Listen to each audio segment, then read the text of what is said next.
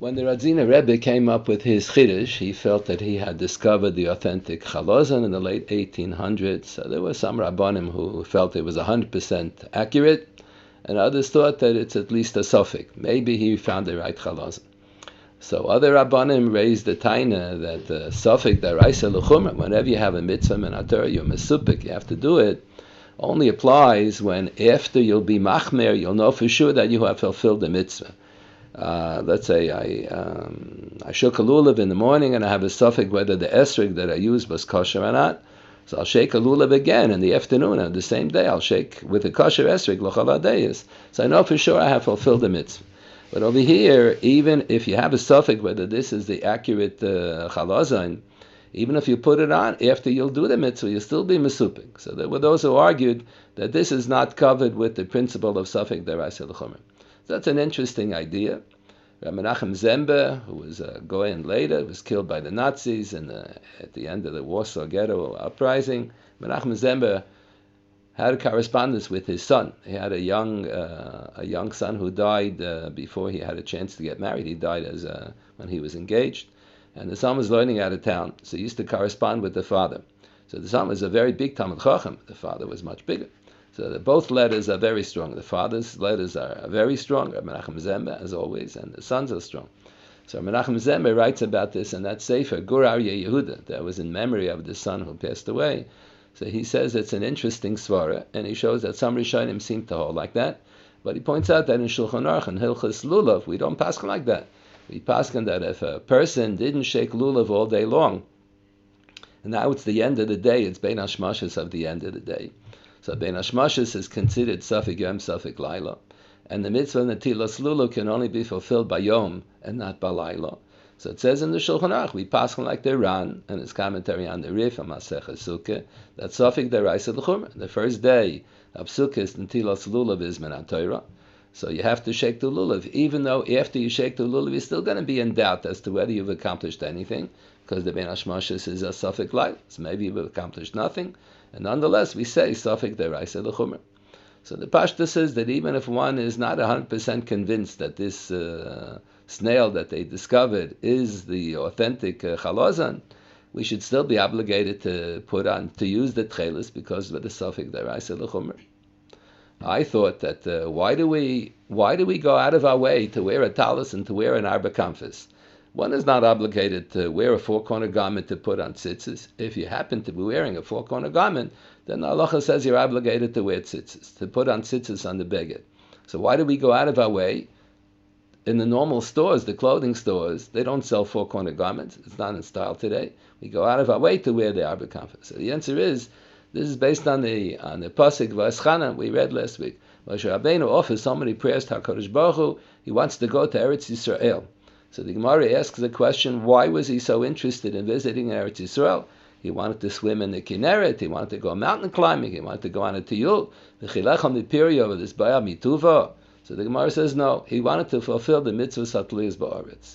So the Bali Ataisus asks, if you don't live in Eretz Yisrael, so you're not mechuyev. So what was the problem? He wasn't obligated. He didn't live in Eretz Yisrael, he's not obligated. So you see that a person who's a tzaddik goes out of his way to put himself in the situation that he should be obligated to fulfill the mitzvah. So Taisa says, based on that, that's why we all go out of our way to wear an arba kamfis or to wear a talis, to obligate ourselves to wear tzitzis. Other Balei HaTaisus say, yeah, that's when you'll be on the madrega like Moshe Rabbeinu, then it makes sense. Who do you think you are? You're not Moshe Rabbeinu. So the other Rishonim hold that it's a yuhara, it's a mechzik yuhara, it's an act of arrogance to put on a talis in order to obligate yourself, to demonstrate as if you're on the level of Moshe Rabbeinu. I have a distant relative who told me that he comes from, I think from Morocco or Taiman, I'm not sure where he comes from, Asfardi. He says in the Altahen, where he came from, only the Rav wear a talis and arba kamfis. The Balabatim were not permitted to wear. It was considered mechzi kiyuhara, like the other opinion in the Tosfos. He says now that they all moved to Eretz Yisrael, they all adopted the minig of the other techeiles, that everybody wears a talis, and he thinks that it's not right. Why should they be mevater on them and hagim? Them and hagim are based on the other opinions of the Balei HaTaisus. But anyway, that's what it is. So we go out of our way to obligate ourselves to wear a four-corner garment in order to be obligated to wear it. Then people don't put on techeiles. So it's better not to put on if techeiles is not available, so you have no choice. But if you think possibly techeiles is available and you don't put it on, so what did you obligated yourself to do a mitzvah and you don't do the mitzvah? So Shem Besa, it's better not to put on the Arba Kanfas, better not to wear the talis than to wear the talis and not put on the techeiles. The Mishnah Berurah raises the possibility that there should be a violation of Bal Tigra. If a person, the original case of Bal Tigra in the Mishnah is that a kohen in the Beis Hamikdash has a korban chatos, he's supposed to be zork the dam on the four corners of the Mizbeach. But the Yevid, if he'll be zork the dam on one corner, we paskin like the Beis Hillel against the Beis Shammai, but the Yevid, the korban will be kosher. But l'chatchila is supposed to do on Arba Kanfas HaMizbeach, on Arba Karnas HaMizbeach. So the Mishnah gives that as an example of Bal Tigra. So the Rashba and Rosh Hashanah writes, Bal Tigra means I did the mitzvah bigiron. I was yotze the mitzvah, but I was yotze bigiron. If you wear a talis and you only put on tzitzis on three corners, so the Rashba said that's not Bal Tigra, you mevatel the mitzvah. Or if you put on tefillin, you only have three parshas, you don't have a fourth parsha. That's not Bal Tigra, you just mevatel the mitzvah. So here, the Mishnah Berurah writes, if you need techeiles and lavan, and you have techeiles available and you don't use it, so you're in violation of Bal Tigra. You're fulfilling the mitzvah in an incomplete fashion when you had the opportunity to fulfill a mitzvah b'shlei musa. So Shem Besa, it's better not to wear a talis at all, rather than to wear a talis and violate the Bal Tigra. When the Radziner Rebbe came out with his Chidush HaTecheiles, so many Rabbanim accepted it. Many tens of thousands of Hasidim before the war. There were tens of thousands of Hasidim in Europe, not only Radzina, many other Hasidim who were wearing techeiles, the Radziner Rebbe's techeiles. And there were those Gedolim who didn't accept it. So the Radziner Rebbe published 3 little svarim about techeiles. Now they're printed all together in one volume, Shlosh Sifrei HaTecheiles. So in the later Sefer, in the second or the third Sefer, he publishes the comments that some of the other Rabbanim sent him in the mail. So he prints a letter from a friend of the Beis HaLevi. He doesn't identify him by name, apparently a Talmid Chacham, who explains in the name of the Beis HaLevi why he doesn't accept the Chidush of the Radziner Rebbe that this is the techeiles.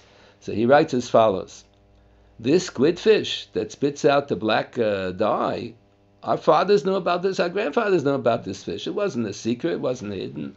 And they never used this squidfish they always knew this fish was available, and they never used that dye for techeiles. So it's as if we have a masorah that you're wrong.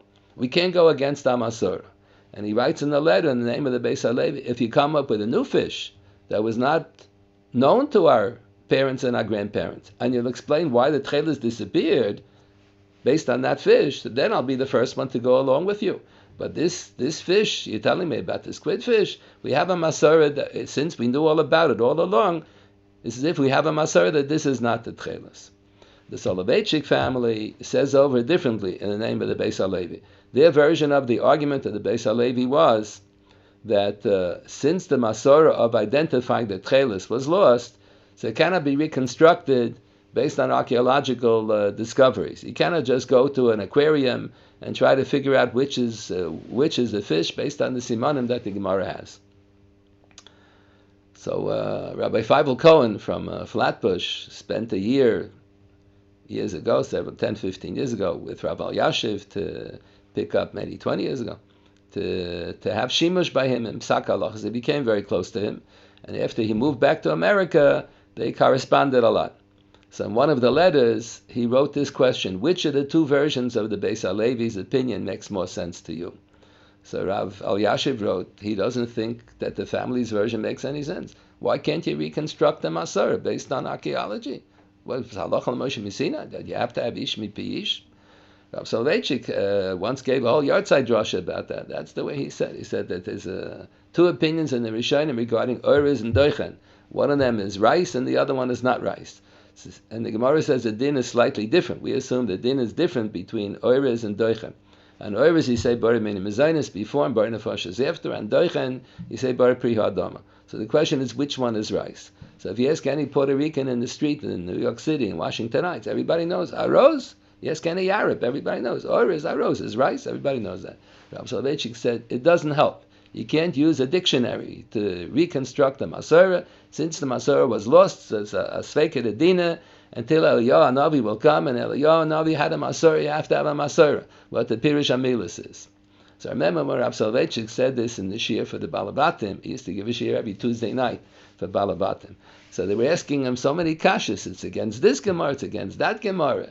The Gemara says that Rabbi Bar Chana was traveling in the Midbar, and he had Hahutaya, he had an Arab who was his tour guide. So he showed him the Meisei Midbar. He showed him the Jews who died in the Midbar in the 40 years. So Rabbi Bar Chana came back to the Beis Medrash, and he said he saw the Meisei Midbar. So there was a machlokes, Bisham and Beisil, how many strings he put through. Did he take 3 long strings, folded over to make 6, or he take 4 long strings, folded over to make 8? So they asked Rabbi Bar Chana, did you look at the tzitzis of the Meisei Midbar? How many strings are there to reconstruct what the din is? So he says it didn't occur to him. So he said, what an idiot! Rabbi Bar Chana, you're a fool. You had an opportunity. So they asked Rav Soloveitchik, see from the Gemara that you can figure out what the din is based on archaeology. Rav Soloveitchik gave an answer. It was a little humorous. So he said, in the Zohar, it often says Hahutaya, and it refers to Eliyahu Hanavi. So he said, maybe when the Gemara says that there was a Taya, Pashup Pshat means an Arab, who's the tour guide. He said, maybe it means Eliyahu Hanavi was the tour guide. And if he would show them the Meisei Midbar, it's Eliyahu Hanavi is telling them Asar. He gave difficult answers on all the kashas. The Pashtus is, let's say, Rav Elyashiv, the Pashtus, you can reconstruct a din. If the din was forgotten, you can reconstruct it based on archaeological discovery. So if you think that this may possibly be the techeiles, the Pashtus is you're mechuyev to use it. The Gemara tells us that techeiles damer l'rakia. The techeiles is supposed to remind us, techeiles damer yam damer l'rakia, kim damer l'kisei hakoved. It's supposed to remind us of the kisei hakoved. Urisam also, we should see the techeiles, the psil techeiles. We should remember to observe all of the mitzvahs. The Gemara says an interesting thing, because techeiles damer l'rakia, and the Gemara has a tradition based on psukim in Tanakh. There are 7 heavens, like the expression in English, the fellow's in 7th heaven. In the Gemara, it seems that the 7th heaven is not the best heaven to be in. We say, Baruch Shasimcha b'ma'on, and ma'on is the 5th heaven, I think. 5th heaven is better than being in 7th heaven. But the English expression goes like that. One is very happy is in 7th heaven. So because there are 7 heavens, so you have to have 6 avirim in between. If you don't have any avir in between, so it's all one big thick heaven. So 6 and 7 is 13. So the Gemara says when you tie, when you wrap around, you have to have a minimum of 7 and a maximum of 13, that it should remind you of the 7 rikiyim with the 6 avirim. So for many generations that techeiles was not available, so the minhag was we made 4 units, and we made 7, 8, 11, 13. So we had the minimum of 7 and the maximum of 13. When you don't have techeiles, nothing is damer l'rakia, so the whole thing is just a zecher. But when you do have techeiles, then it's not ma'akid, but it's a real recommendation that the Gemara says you should make minimum of 7 and maximum of 13. So Tosfos on that Gemara has 2 opinions. There's the machlokes, the Rambam and the Rai, but also the 2 opinions of Tosfos. What do you mean? Minimum of 7, maximum of 13 what's? So for so many generations, we were doing a minimum of 7 krichas in each chulya. And the bottom one, 7, 8, 11, 13, the last one had 13 krichas in a chulya. This is a kasha. The Gemara says in Perak HaTecheiles, you only need 3 krichas in a chulya. So all of a sudden it became minimum of 7, maximum of 13. So Tosfos has another pshat. No, it doesn't go on how many krichas in a chulya. It goes how many chulyas it should make. For so many generations we made 4 chulyas, 7, 8, 11, 13, with knots in between. But when you have techeiles, then you have to make a minimum of 7 chulyas with 3 krichas in each one. So that's why my practice is, in order to satisfy the both opinions in the Tosfos, I make 7 units with 8 double knots in between each one of the 7 units, and I wrap around 7 krichas in each one of the chulyas to satisfy the both opinions. You should make a minimum of 7 chulyas and a minimum of 7 krichas in each one of the chulyas. So the Gemara says the idea of the techeiles is damer l'rakia, to remind us of HaKadosh Baruch Hu. The kisei hakoved, Risamo says Chartam is kol mitzvahs Hashem. Rav Soloveitchik had a beautiful drasha that he delivered when he visited Eretz Yisrael. The one time he visited Eretz Yisrael, that was the Parshas HaShavuos, Parshas Koirach. He was here for Shavuos, then he stayed, and he delivered the drasha in America many times. The Medrash tells us that Koirach wanted to do away with techeiles. He only wanted to wear tzitzis with lavan. What did he have against the techeiles? So Rav Soloveitchik delivered the following drasha, partially based on Rabbi Samson Raphael Hershel's commentary on Chumash, but not fully, that the Lavan represents the things that we do know. It says in the Chumash, "Forsa asimlo le'eni haskenim." So the Gemara has an expression. It doesn't mean that the parents of the girl demonstrate the dress. It means dvar mechuvarim kisimla. In the days of Tanakh, most of the dresses were white. They didn't have colors. It was unusual to have big tzivanim. And the Ravid always writes lo mechuvar. It's not white. When something is clear, you say dvar mechuvarim kisimla. It's very clear, white. So Lavan represents the things that are very clear. And techeiles represents the things that we don't really understand. The things we don't understand. So HaKadosh Baruch Hu tells us, in life there are things that you will understand and things that you won't understand. And you always have to have techeiles and Lavan. Some things you have to understand, some not. Korach felt, Kol Eidu Kulam Kedoshim, Madu Tisnasa, I don't need Moshe Rabbeinu, I don't need a Rebbe. Everybody stood at Har Sinai, everybody can paskin on his own. We're all Talmidei Chachamim. So that's why he wanted to do away with techeiles. He felt that there is no area that he doesn't know. He knows everything just as well as Moshe Rabbeinu. But for Moshe Rabbeinu also had to have techeiles and Lavan. Every person has to think, what would my Rebbe paskin in this case? And if the Rebbe is not alive, what would my Rebbe have paskin? What would my Rebbe say? We have to have things that are clear to us, and there are things that we don't know. When one looks at the Urisa Mosa, we're supposed to, some Rishonim count this as a mitzvah. Urisa Mosa, there's a mitzvah to have tzitzis, and your beggar is a mitzvah to look at the Smak counts it as a mitzvah to look at the tzitzis. So we're supposed to have in mind that the techeiles should remind us of the Kisei HaKavod. We should have Yiras Shamayim. And the techeiles should also give us humility. We should realize that there's a lot in this world that we don't understand, and a lot in Torah that we don't understand. We shouldn't be such big knackers.